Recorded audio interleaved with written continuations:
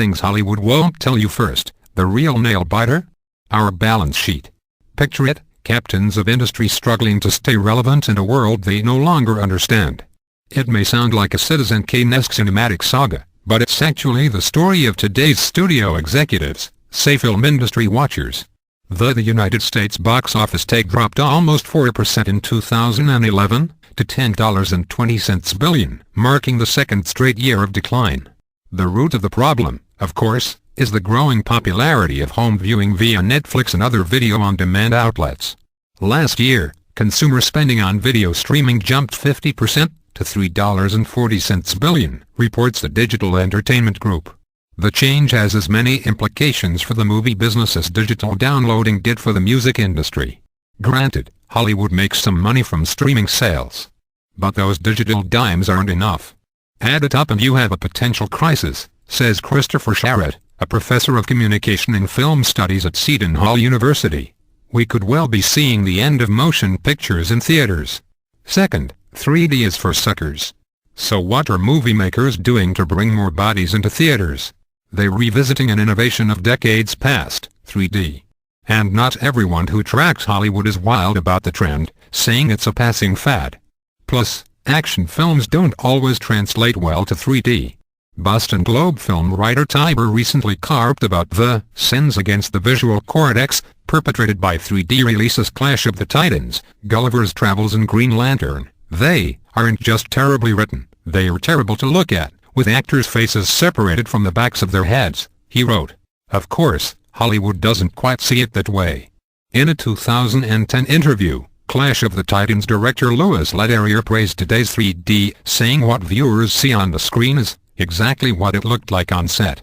But either way, consumers are paying the price for the new old technology. Admission to a 3D flick is generally $3 extra.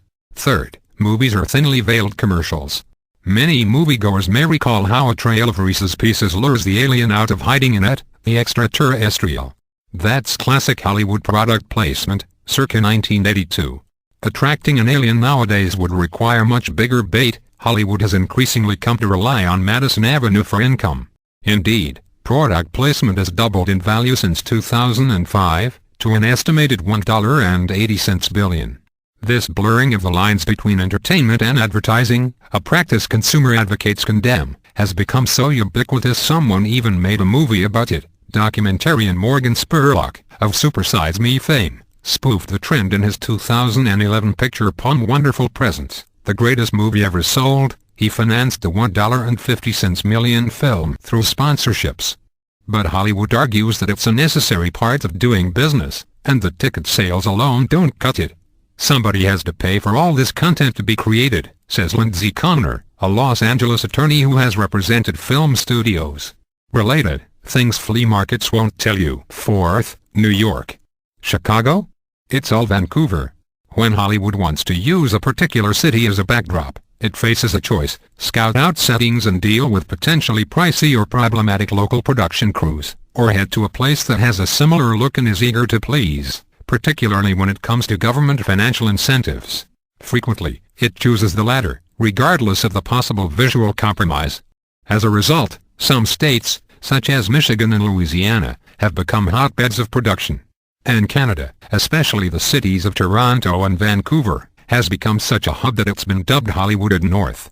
Even when a specific location is central to a plotline, filmmakers won't hesitate to shoot elsewhere. A case in point, the 2002 Reese Witherspoon romantic comedy Sweet Home Alabama was shot largely in Georgia, because it offered scenic locations and a solid crew of film professionals, explains Michael Fotrell, the film's executive producer. An added bonus, says Fotrell, some New York scenes could be filmed in Atlanta. Fifth, we boost sales by limiting your options. It should come as no surprise that Hollywood times the release of youth-oriented, popcorn flicks, to the out-of-school summer months.